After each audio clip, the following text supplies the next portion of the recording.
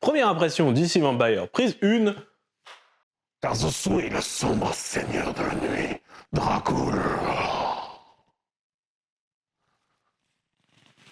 Non, sérieusement, Johnson, tes idées à la con, c'est fini.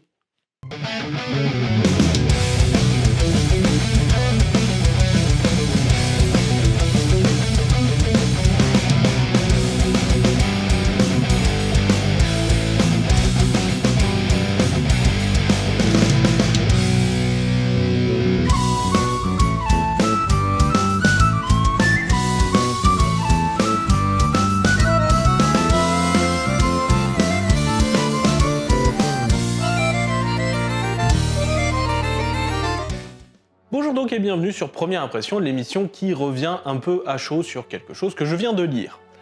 Et tout simplement, ça fait un petit moment qu'on s'est pas vu, hein, ça fait quelques mois, c'est parce que j'essayais de faire une espèce de trilogie avec une espèce de personne en fait d'une agence YouTube, bien sûr totalement fictive, hein, qui viendrait un peu noter tout ça. Bon, j'ai un peu foiré le truc dans le deuxième épisode de cette trilogie, j'ai obligé de marquer que c'était fictif. Du coup, il y a des gens qui m'ont pris premier degré, je suis désolé. Et donc, c'était censé finir en beauté sur Powerduck, PK, Phantomiald, tout ça. Bref, mon papérénique d'amour. Et tout simplement, du coup, je veux faire les choses en grand et en gros, j'ai besoin de plus de temps et de moyens techniques pour faire cette émission parce que celle-ci sera... Il y aura un espèce de script. Contrairement aux autres émissions où en fait, là, j'y vais... là, techniquement... je suis à poil. Pas littéralement parce que YouTube me laisserait pas le faire. Et je serais sans doute sur d'autres catégories de chaînes, mais quand même, voilà, j'ai pas de texte, voilà, je vais un peu comme ça, YOLO. Tandis que là, j'ai envie de faire un peu plus de choses, donc voilà, donc Powerduck arrivera, il est toujours là, et d'ailleurs c'est pour ça qu'il va nous accompagner pendant les quelques émissions qui restent, ici. Voilà. Non, aujourd'hui on va plutôt parler de DC Vampire. Voilà, en tout cas le tome 1, le tome 2 va normalement bientôt sortir, et tout simplement, moi je voulais revenir au moins sur ce tome 1. Je pense que je reviendrai sur les tomes 2 et 3 quand ils seront sortis. Voilà, histoire de faire quelque chose d'un peu plus complet à la fin, mais déjà en tout cas vous parler de ce tome 1. Alors, petit disclaimer. Première impression, normalement, je suis censé ne pas forcément avoir lu les trucs. Bon, le problème, c'est que, très franchement, DC Vampire, en fait, les 6 numéros de la série principale qui sont ici, je les ai lus à sa sortie en VO, et même, j'avais surkiffé. Mais, bon, heureusement, il y a 2 numéros bonus qui sont là-dedans que je n'avais pas lus. Donc voilà, donc c'est bon, l'honneur est sauf, il y a bien quelque chose dont je donne vraiment ma première impression. Bon alors déjà, il me faut préciser un truc. Je suis pas le plus grand fan des versions horreur des héros, en fait. Je trouve d'ailleurs que plus ça va, plus les versions zombies sont moins fun, en fait. C'était fun dans Marvel Zombie, et encore, c'était surtout encore plus fun quand c'était la rencontre avec les 4 Fantastiques dans l'univers Ultimate. Les premières séries Marvel Zombies, ça allait, et après, plus ça va, plus ça devient redondant. DC's J'y suis allé à reculons parce que je suis pas... En fait, le concept me plaît pas, en fait. Même, je suis pas un grand fan hyper du genre zombie, en fait, par exemple. Mais pourtant, c'est pas toi qui es en train de bosser sur une vidéo d'1h, 1h30 sur une reprise zombie de Dickens? Oui, c'est vrai. C'est le prochain Comic Story, il est vachement en retard, mais voilà. Restez-y, normalement, il sera très très très intéressant, et j'y bosse beaucoup. Voilà, mais pour moi, le genre zombie, en fait, facilement peut me laisser peut-être pas forcément froid, mais un peu bof, quoi. Voilà. Bon. Par contre, je dois avouer, il y a un genre de créature fantastique qui m'a toujours fasciné quand on l'a mélangé avec les super-héros. Et c'est la putain de figure du vampire. Cette fascination, elle a commencé avec Batman Red Rain, voilà, le Batman vampire, la trilogie d'Augmunch, Kelly Jones, c'était trop bien. Voilà, c'est une trilogie avec un Batman en fait qui devient petit à petit, on va dire vraiment un vampire lui-même, et voilà, ça a été une trilogie fort sympathique. Il est devenu un vampire en fait pour arrêter les vampires, et il est devenu finalement lui-même ce qu'il avait juré d'arrêter. C'était une excellente trilogie que j'avais adorée, vraiment. Voilà. Si vous avez moyen, c'est un Elseworld, c'est un récit alternatif qui m'a toujours énormément plu. Alors après, c'est vrai que c'est dessiné par Kelly Jones et que j'adore le dessin de Kelly Jones. Qui tout simplement est toujours extrêmement stylisé. Voilà. Et donc du coup, forcément, DC Vampires, je m'étais dit, allez, je vais jeter un coup d'œil. Et surtout que, alors, contrairement à la couverture, qui est choisi en VF, et qui était d'ailleurs, je crois, mis aussi de base en VO, même si voilà, il y avait plein de couvertures alternatives qui montraient plein d'autres héros possiblement vampirisés. Ça n'est pas Batman qui sera l'origine des vampires et tout ça, donc au moins on a un peu de renouvellement. Alors, je vais parler vite fait de l'équipe artistique avant de parler de l'œuvre en elle-même. Au scénario, on a en fait deux scénaristes, Matthew Rosenberg et James Tynion the Fourth. Le quatrième, James Tynion. Voilà, en français. Voilà, donc Matthew Rosenberg, pour tout vous dire, moi je l'avais surtout connu avec ses X-Men. C'était vraiment la période qui était juste avant que Krakoan arrive. Des X-Men qui commençaient, je trouve, vraiment bien avec tout ce qui était la séparation. Et qui après partait un peu plus en eau de boudin parce que les X-Men étaient séparés à plusieurs endroits. Et c'était un peu plus... J'aime moins. Mais par exemple, les 3 premiers tomes, enfin volumes, donc les numéros 9, 10 et 11 de X-Men, donc de Panini en fait, qui étaient sortis donc en kiosque à l'époque, franchement je les aimais bien. Et donc du coup, voilà, donc le voici sur DC Vampires. DC Vampires où il écrit aussi en même temps chez DC une autre série qui s'appelle Task Force Z. Une série auquel j'ai eu beaucoup de mal en fait. Il a vraiment fallu que je me mette dans l'esprit vraiment nanar, série...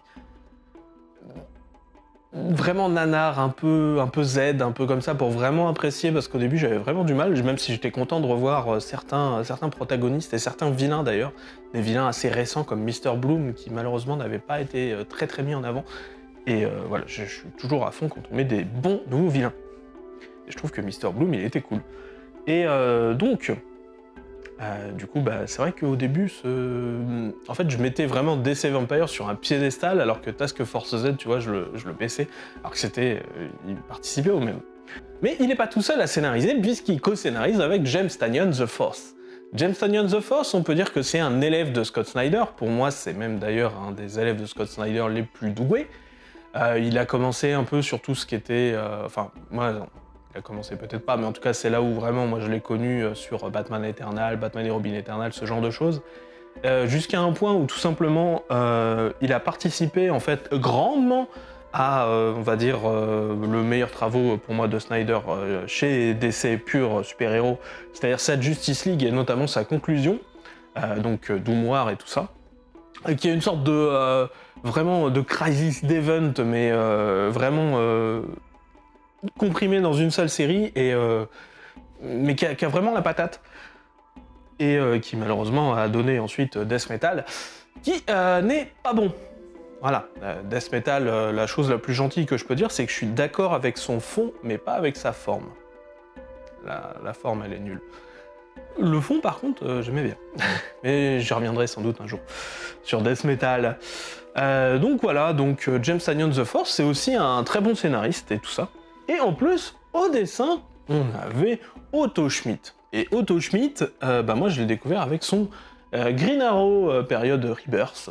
Voilà, c'est un dessinateur qui, je trouve, a une patate folle et qui sait très bien dessiner. Et voilà, non, franchement, j'aime beaucoup. Et je suis très content de le revoir, tout simplement, sur le titre DC Vampires. Et donc, DC Vampires, qu'est-ce que ça raconte? Eh ben, en gros, on est sur une version, tout simplement, il y a la Ligue de Justice qui existe, voilà, c'est un peu la version de base. Sauf que, voilà, il y a des vampires qui existent sur Terre. Alors, c'est déjà vrai dans l'univers DC de base, notamment avec le personnage d'Andrew Bennett, qui a sa propre série qui s'appelle I, Vampire. Vous le verrez d'ailleurs dans les premières pages de ce titre. Voilà, ça commence un peu avec lui, et c'est d'ailleurs pour ça que je crois la toute première page, voilà, donc nous dit en VO I, Vampire, donc le titre de sa série, et en VF nous dit Moi, un vampire. C'est plus ou moins la traduction littérale du titre. Voilà, donc les vampires essayent de prendre le contrôle du monde, un peu en mode vas-y, on va contrôler la Terre comme un cheptel et tout ça. En fait, c'est plus ou moins la partie qui m'intéresse beaucoup de ce qui se passe actuellement dans l'univers Marvel, mais qui, je trouve, va plutôt lentement comme intrigue, justement autour des vampires, autour de Dracula, qu'on peut voir parfois dans les titres X-Men ou dans les titres Avengers. Où en fait on voit les vampires qui vraiment se construisent une vraie force, qui vont aller en fait gérer l'humanité comme un cheptel, s'abreuver, tout ça. Voilà, c'est quelque chose qui m'intéresse beaucoup comme principe. Du coup, c'est ce qu'ils essayent de faire donc là dans DC Vampires. Donc en fait, l'histoire commence alors qu'Andrew Bennett, un vampire, mais un vampire qui a toujours été du côté du bien, vient donc prévenir la Ligue de Justice que c'est un peu la merde, les vampires, ils vont nous chlasser. Bon. Et le problème, c'est que il y a déjà un vampire, en fait, dans la Ligue de Justice. Un des héros est déjà contaminé, et en gros, il va tuer Andrew Bennett, et c'est là qu'on prend en compte qu'il y a déjà des héros contaminés, et que comment on va faire pour s'en sortir, parce que leur but c'est de contaminer petit à petit tous les super-héros. Et donc de prendre le contrôle de la Terre. Alors, déjà, très bon point, c'est pas Batman le héros contaminé, merci bien. En même temps, Batman contaminé, franchement, déjà d'une, ce serait un peu banal, avec ce que je vous ai déjà montré, avec Batman, l'Aube Rouge, tout ça. Mais en plus, franchement, entre tous les types à super pouvoir et le type qui a pas de pouvoir, tu vas pas prendre le type qui a pas de pouvoir. Voilà. Même si c'est un maître stratège, voilà. Donc du coup, j'aime beaucoup cette histoire. On va vraiment suivre un peu les différents personnages de DC, très bien caractérisés pour la plupart. Peut-être un petit bémol sur Wonder Woman, qui est un peu caractérisé un peu vite, mais tu sens que c'était pas le personnage sur lequel il voulait le plus s'attarder. On retrouve beaucoup Green Arrow aussi en pleine forme. Alors là, du coup, en plus, on a Otto Schmidt qui le dessine, alors moi je suis aux anges, vraiment. Je dois vous laisser 2 secondes, mon chat est en train de faire des choses interdites. Les pattes. Non, pas les pattes sur la table. Bah oui, c'est comme ça. Bah ouais.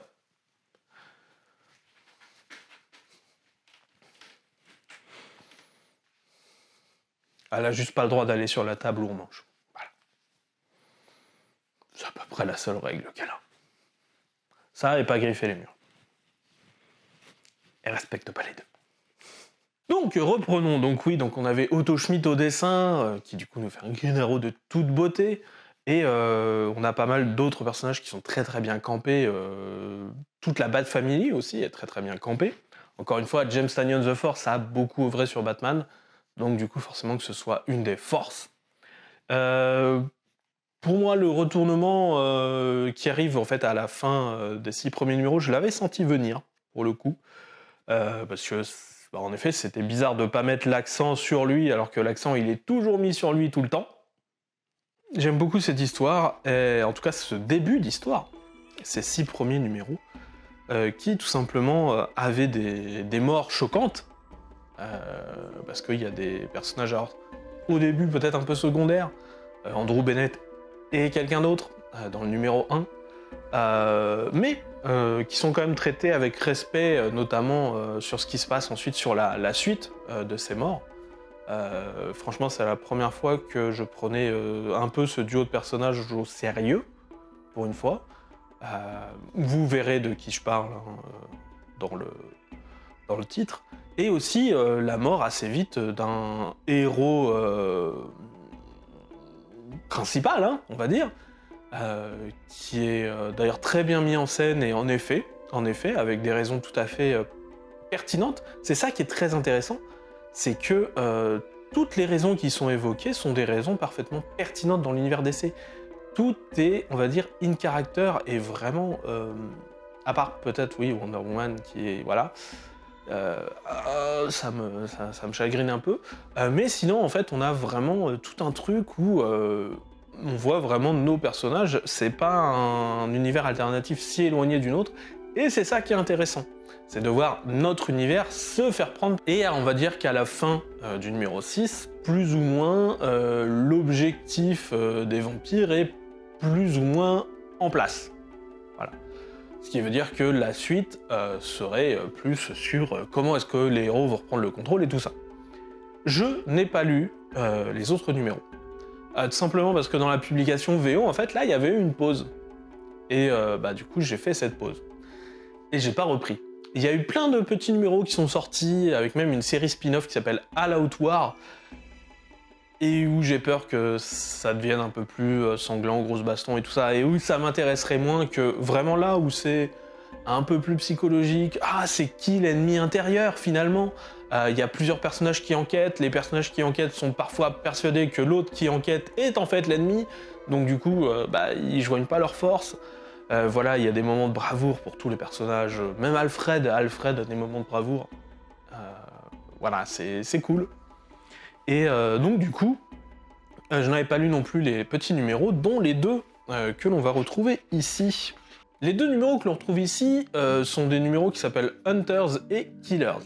Hunters est assez intéressant parce qu'il nous fait suivre en fait un personnage vampirisé à la fin en fait du 6e numéro, et comment en fait celui-ci lutte un petit peu contre sa vampirisation et en fait lutte un petit peu contre les vampires de l'intérieur. C'est un récit finalement assez bien fait. J'avais un peu peur, hein, comme je vous le dis, quand j'y suis arrivé, je me suis dit oh non, j'ai pas vraiment envie de lire ça, j'ai envie plutôt de continuer l'intrigue principale, tu vois. Mais finalement c'est assez bien fait, ça revient aussi sur le sort de certains personnages qui étaient laissés en suspens à la fin du tome 6. Et on voit un peu plus comment la société vampirique, on va dire, s'est mise en place autour de ce King of Vampires, ce roi des vampires, voilà, qui est tout en haut de la chaîne alimentaire. Le deuxième numéro, Killers, revient sur, on va dire, des personnages plus lambda. Pour le coup, je pense que je peux dire leur nom. C'est sur Harley Quinn et Catwoman, en fait, qui, du coup, vivent un peu ensemble dans cette nouvelle société gérée par les vampires et qui essayent en gros de tout simplement survivre et de faire un petit peu leur beurre et suivre les lois vampiriques quand il faut. Seulement Harley est mis en possession en fait d'un objet que les héros ont depuis le début et que ça m'étonne qu'ils aient pas tenté d'utiliser d'ailleurs avant, qui est tout simplement le seul truc qui apparemment pourrait tuer les vampires à coup sûr, que Batman a depuis la fin du numéro 1 et qu'il n'a pas utilisé pendant la mini-série. Enfin, c'est un peu le seul point chelou du scénario. C'est un peu le seul moment où le scénario fait un peu un pouce, je me le garde pour plus tard, tu vois. Il y en aurait plus, je serais pas content. Il y en a qu'un, il y a un passe-droit. Voilà. Et donc du coup, Harley Quinn va plus ou moins s'injecter ce truc qui peut tuer les vampires, et donc désormais, c'est un petit peu elle qui peut tuer les vampires. Voilà, ce qui me fait un peu mieux comprendre pourquoi j'avais l'impression qu'Harley Quinn prenait une telle place dans la suite. Parce que si j'ai pas lu la suite, on va dire, des numéros, j'ai vu plus ou moins quand même les couvertures et les synopsis. Hein. Néanmoins, je vous recommande fortement, en tout cas ce tome 1 de DC Vampires. Comme je vous dis, la suite, je ne sais pas, je ne l'ai pas encore lu. Les tomes 2 et 3. Mais moi, vraiment cette ambiance un peu... Mais qui est finalement le méchant infiltré, Voilà, c'est quelque chose que j'aime bien. C'était très bien fait, je suis un grand fan des vampires. Voilà, il y a plein de choses. Voilà, il y a Batman qui fait boire du thé à l'eau bénite, ce genre de choses, pour vérifier que ses acolytes sont avec lui et tout ça. Enfin, c'est... Ah oui, non, franchement, c'était très bien fait. Il y a juste une petite question que je me pose forcément sur le kryptonien, comment ça fonctionne, mais encore une fois, c'est quelque chose que je ne vois pas dans ces numéros, donc je peux pas en parler. Mais voilà, c'est quelque chose de très très intéressant. Je vous conseille fortement de lire DC Vampires, si vous pouvez. Pour moi, c'est une bonne lecture, en tout cas le tome 1. Je ne sais pas si la suite le sera tout autant. Pour être franc, j'ai un peu peur, j'ai mis des réserves, j'ai peur que ça tombe dans la foire d'empoigne et ce genre de choses, qui franchement serait vraiment dommage au vu du potentiel vraiment qui est posé là. Voilà. Donc vraiment, je vais suivre le dossier et je reviens vers vous quand les tomes 2 et 3 seront sortis. C'était SN Parode pour Première Impression. Et voilà, je vais pas refaire le coup du vampire, hein. Voilà. Je vous dis à la prochaine fois, et à plus. Répondons donc à une question, tout simplement, on me demandait quel est le meilleur run de Flash pour se lancer actuellement. Alors, je vais me limiter à la VF, et je vais donner 3 propositions. Je pense que le run Flash Rebirth, tout simplement, de Williamson, est très très bon pour commencer, on va dire, avec Barry Allen. Voilà, il est vraiment sympa. J'aime beaucoup aussi la série Flash Infinite d'aujourd'hui, qui va te réexpliquer pas mal de choses, mais voilà, va peut-être falloir t'aider un petit peu à côté pour t'accrocher, ou sinon, eh bien tout simplement, va y avoir Flash Chronicles en fait, qui va sortir tout prochainement. Et en fait, c'est très très bien parce que c'est pour moi le meilleur run Flash ever. C'est celui où a été créé en fait tout plein de choses qui aujourd'hui sont tout simplement super importantes sur la mythologie Flash. Voilà, comme la force véloce, tout ça. Bref, c'est pour moi des immanquables. Peut-être pour plus de simplicité, le Flash Rebirth, mais sinon, Flash Infinite et Flash Chronicles sont aussi de très bons points. Voilà. N'hésitez pas aussi à aller voir donc, tout simplement les vidéos de mes collègues, voilà, et aussi les autres vidéos de la chaîne. N'hésitez pas à vous abonner et même éventuellement venir nous dire coucou sur le Discord ou sur les autres réseaux sociaux. Salut à tous!